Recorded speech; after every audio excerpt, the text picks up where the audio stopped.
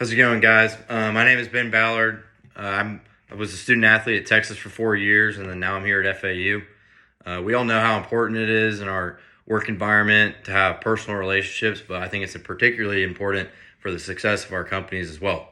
So, listening to employees. I would like to begin by asking you guys to think about a time when you witnessed or experienced a problem within your workplace. You thought you maybe had the answer or clues to the solution, but you didn't feel like your supervisor or boss was maybe, like approachable enough, or you didn't think that they were going to listen to you to solve the problem. How did this make you feel? Did you feel motivated to help solve the problem in the end? And maybe did it affect your ability to, work for the company as best as you could? My personal story. So in my experience as a student athlete, a lot of athletes don't really want to speak up for themselves in a workout setting in front of a coach. And then this came back because a couple summers ago, we're sitting there in summer workouts and, body language starting to get bad amongst my teammates and myself. It was kind of one of those things where you're thinking to yourself, like, okay, I think I'm kind of past, my limits. Like, maybe we should probably stop. Ultimately, graduate assistants tried to speak up for us. The strength coach didn't answer, and ultimately people got hurt and other athletes had to go to the ER because of it. So this culture was not a listening culture, and then injury occurred because of it. So I'm going to talk about purpose.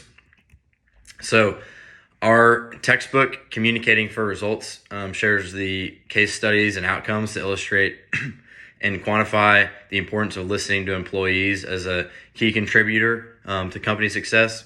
Hamilton also shared tips and strategies for effective listening, and I'm going to outline some of those today. So first step, employees are key partners in your business, and they're excellent, problem solvers. Our textbook outlined a classic story of not listening to employees. This happened when a manager came in and discovered an employee with an idea to modify like machinery to dramatically reduce like the yarn breakage problem. It turned out that the employee carried this idea for 32 years and it was dismissed by the first manager. So then the company experienced 32 years of unnecessary expenses just because they wouldn't listen to their employee.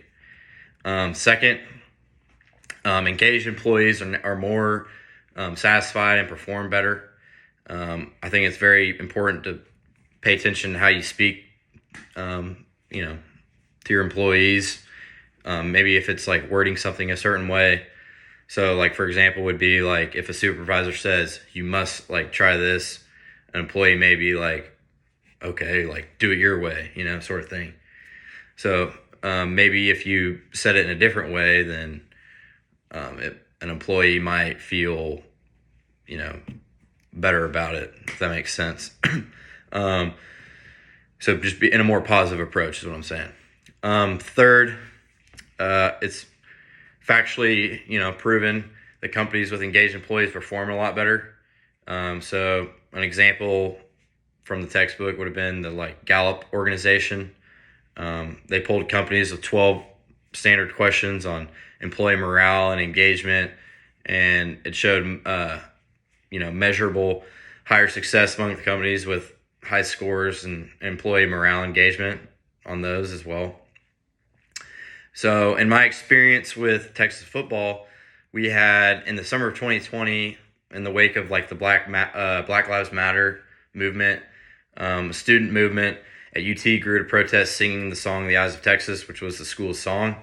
The reason because of that was it was learned that in the early 20th century, the song was played at blackface, minstrel shows, and black students were obviously, no longer really comfortable with singing it because of that issue. Initially, leaders amongst the university kind of didn't really respond in a great way because they had so much pride, singing that song because they've been singing it their whole life. So rather than showing concern for the athletes, they just wanted to do their own thing. And then the athletes ended up just wanting to be heard. So it took a while for this to happen, but in the end, because they spoke up, there's a lot of things that changed around the university, and there's a lot more recognition of Black alumni. An example of something that changed was the field name was named after the 2 Heisman Trophy winners at the University of Texas, Ricky Williams and Earl Campbell. So that was good. So in conclusion, it's really important, I think, to remember to listen to employees so they'll be really engaged. And then engaged employees will make companies a lot more successful, and use effective listening strategies, including like avoiding implied messages in your listening response, and use surveys, focus groups, interviews, seek employee feedbacks, things of that nature, follow company blog posts, stuff like that. So yeah, I believe in you guys. I'm done.